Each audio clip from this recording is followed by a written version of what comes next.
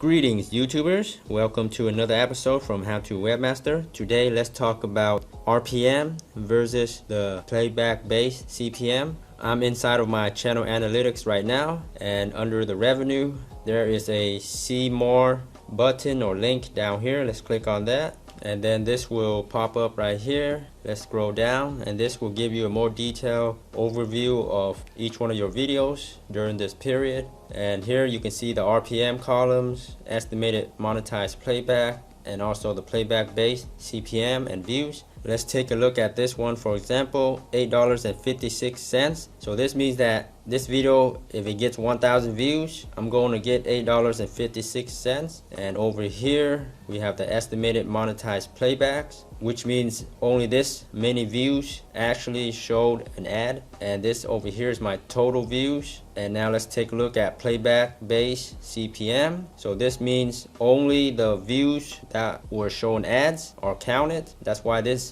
value is always higher than the regular rate per milli, or RPM, which stands for rate per 1,000 views. Okay, so which one is better or more important, based on RPM or the playback based CPM? For me, I think the RPM is a lot more user friendly, it's more accurate, because if I tell you I get $8.56 RPM, then you know exactly that out of 1,000 views I'm getting $8.56. But if I tell you I get $21.99 playback based CPM and I get 1,000 views, there's no way to tell how much money I've earned from those 1,000 views without knowing this number over here, the estimated monetized playbacks. So this number is pretty useless if you don't know how many monetized playbacks or views you're actually getting. So overall, the RPM is much more straightforward. Okay, I hope this helped clear up what is RPM and what is playback based CPM. Thanks so much for viewing. Let me know if you guys have any questions,